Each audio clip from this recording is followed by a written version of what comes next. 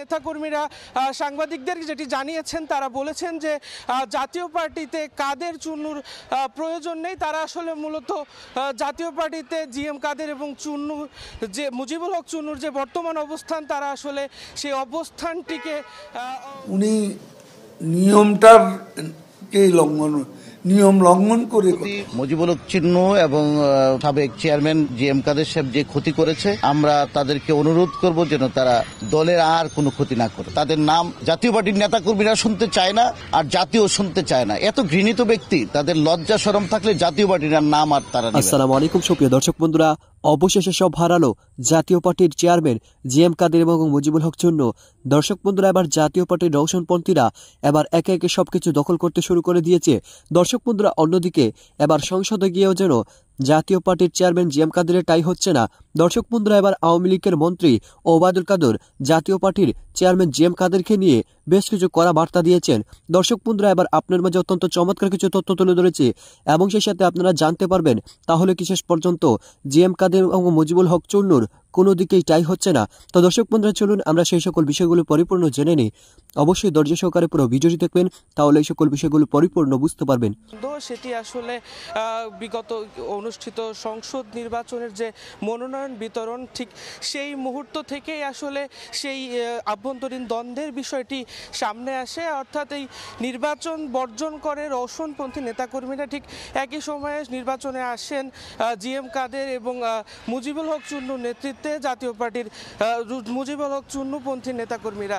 এরপর থেকে আসলে জাতীয় পার্টির মধ্যে পদত্যাগ এবং বহিষ্কারের একটি কর্মযজ্ঞ লক্ষ্য করা গেছে এবং একই সঙ্গে জাতীয় পার্টির নেতাকর্মীদের মধ্যে সেই দ্বন্দ্ব ধীরে ধীরে প্রকট আকার ধারণ করছিল। এরই মধ্যে শুক্রবার সকালে জাতীয় পার্টির কাকরাইলের কেন্দ্রীয় কার্যালয়ে জাতীয় পার্টির প্রতিষ্ঠাতা চেয়ারম্যান এরশাদের স্মৃতিস্তম্ভে এরশাদের প্রতিকৃতিতে শ্রদ্ধা নিবেদন করেন জাতীয় পার্টির রওশনপন্থী নেতাকর্মীরা। এবং এ সময় জাতীয় পার্টির কেন্দ্রীয় কার্যালয়ের পরিদর্শনের সময় রওশনপন্থী নেতাকর্মীরা সাংবাদিকদের যেটি জানিয়েছেন, তারা বলেছেন যে জাতীয় পার্টিতে কাদের চুন্নুর প্রয়োজন নেই। তারা আসলে মূলত জাতীয় পার্টিতে জিএম কাদের এবং চুন্নু যে মুজিবুল হক চুন্নুর যে বর্তমান অবস্থান, তারা আসলে সেই অবস্থানটিকে তারা চাচ্ছেন না। তারা যেমনটি জানিয়েছেন যে তারা আসলে মুজিবুল হক চুন্নু এবং জিএম কাদেরকে তারা নতুন অবস্থানে দেখতে চান। তো আসলে এই ছিল জাতীয় পার্টির কেন্দ্রীয়। ফাংশনাল না হলে কেন এলেন? কথা তো যা বলার উনি একাই বললেন। গতকাল কিন্তু আর কেউ, দেশের প্রধানমন্ত্রীও কথা বলেননি। আমরা শুধু আনুষ্ঠানিকতা, আমি প্রস্তাব করেছি, আনুষ্ঠানিকতায় যোগ দিয়েছি, কিন্তু এখানে তো কেউ বক্তৃতা করেন।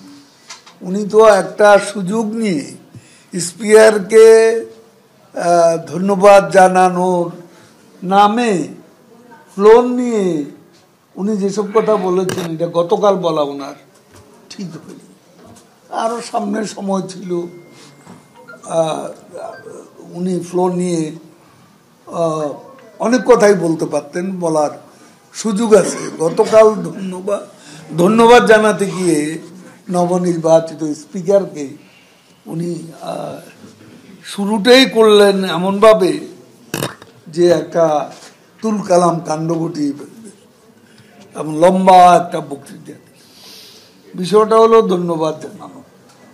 এটা এত লম্বা ভাষণের জন্য ওনাকে আহ্বান জানানো হয়।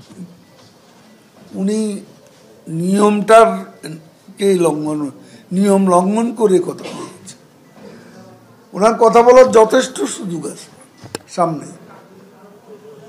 কালকে সংসদটা বসলো, সংসদে আপনি আসলেন এবং নেতা নির্বাচিত হয়ে আসলেন দলের, কেউ নেতা, কেউ উপনেতা, কেউ চিফ হুইপ, আনুষ্ঠানিকতা মেনেই তো এসেছে। আর স্বাধীনতার পর এসে মাত্র একজন বিরোধী দলীয় সদস্য ছিল, এখন তো তারাই 11 জন। তারাই তো, ওরা 11 জন আছে না, 11 জনের একটা টিম আছে। তো ক্রিকেট টিম অথবা ফুটবল টিম আছে তো, তারা রাজনৈতিক টিম, রাজনৈতিক দল। টিম আমরা ওইভাবে যেটুকু ক্ষতি মুজিবুল হক চিন্ন এবং সাবেক চেয়ারম্যান জিএম কাদের সাহেব যে ক্ষতি করেছে, আমরা তাদেরকে অনুরোধ করব যেন তারা দলের আর কোনো ক্ষতি না করে। তাদের নাম জাতীয় পার্টির নেতাকর্মীরা শুনতে চায় না, আর জাতীয় শুনতে চায় না। এত ঘৃণিত ব্যক্তি, তাদের লজ্জা শরম থাকলে জাতীয় পার্টির নাম আর তারা নিবে না।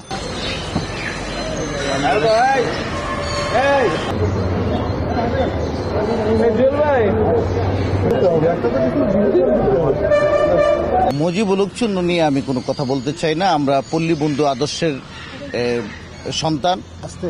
আমরা পল্লী মাতা বেগম রওশন এরশাদ এই দলের হাল ধরেছেন, তিনি চেয়ারম্যানের দায়িত্ব গ্রহণ করেছেন। দলকে সারা দেশব্যাপী দলের মানুষের যে হতাশা ছিল, ক্ষতিগ্রস্ততা ছিল, আমরা বিশ্বাস করি পল্লী মাতা বেগম রওশন এরশাদের নেতৃত্বে, জাতীয় পার্টির পরীক্ষিত নেতাকর্মীদের নেতৃত্বে সেটা পুনরুদ্ধার করতে পারবো ইনশাআল্লাহ। আর যেটুকু ক্ষতি মুজিবুল হক চিন্ন এবং সাবেক চেয়ারম্যান জিএম কাদের সাহেব যে ক্ষতি করেছে, আমরা তাদেরকে অনুরোধ করব যেন তারা দলের আর কোনো ক্ষতি না করেন। তারা যেহেতু সংসদে আছেন, সংসদে প্রতিনিধিত্ব করবে, জনগণের কথা যেন তারা বলে। ব্যক্তির স্বার্থে অনেক কিছু করেছে, জাতি আর এটা তাদের নাম জাতীয় পার্টির নেতাকর্মীরা শুনতে চায় না, আর জাতীয় শুনতে চায় না। এত ঘৃণিত ব্যক্তি, তাদের লজ্জা শরম থাকলে জাতীয় পার্টির নাম আর তারা নিবে না। তারা তো জাতীয় পার্টির হয়ে সংসদে গেছে। জাতীয় পার্টি তার তো জাতীয় পার্টি করতেন, সেখানে ভূমিকা পালন করতেন। এই তারা দলের মধ্যে আর কোনো ভূমিকা পালন করার কোনো প্রয়োজন নাই। আমার দলের নেতাকর্মীদের যখন প্রয়োজন হবে তাদেরকে ডাকবে, নিশ্চয়ই কোনো পদ পদবি তাদের জন্য অপেক্ষা করবে যদি তাদের সেই কন্ট্রিবিউশন থাকে। তার মানে হচ্ছে যে যদি দলের প্রয়োজনে তাদেরকে স্মরণ করবেন। আপাতত জিএম কাদের এবং চুন্নুর পর্ব ক্লোজ। এখন কোন তারা যে ক্ষতি করছে তাদের প্রয়োজনীয়তা নেতাকর্মীরা কখন উপলব্ধি করবে আমার মনে হয় না। যদি করে নিশ্চয়ই তারা আবার আগমন করবে।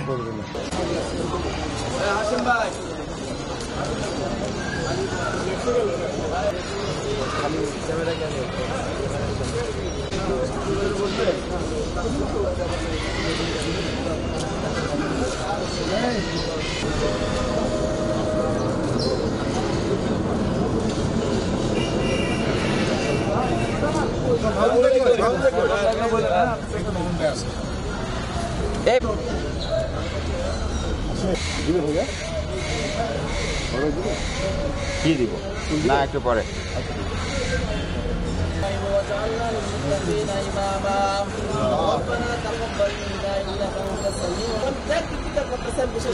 তো দর্শক বন্ধুরা, আপনারা হয়তো পুরো ভিডিওটি দেখে এবং এই সকল কথাবার্তাগুলো শুনে অবশ্যই বুঝতে পেরেছেন অবশেষে জিএম কাদের এবং মুজিবুল হক চুন্নুর যেন একে একে সবকিছু হারাতে চলেছে, এবং সেই সাথে জাতীয় পার্টির রওশনপন্থীরা এবার একে একে তাদের পাওয়ার দেখাতে শুরু করে দিয়েছে এবং তাদের কেন্দ্রীয় কার্যালয়ে দখল করে নিয়েছে। তো দর্শক বন্ধুরা, আপনারা এই পুরো ভিডিওটি দেখে এবং সেই সাথে এই সকল কথাবার্তাগুলো শুনে আপনারা কি বুঝতে পেরেছেন? তবে কি শেষ পর্যন্ত জিএম কাদের এবং মুজিবুল হক চুন্নু একা হয়ে পড়েছেন? তো দর্শক বন্ধুরা, এ বিষয়ে আপনাদেরকে মতামত অবশ্যই কমেন্ট করে জানিয়ে দিবেন। তো দর্শক বন্ধুরা, ভালো থাকুন, সুস্থ থাকুন।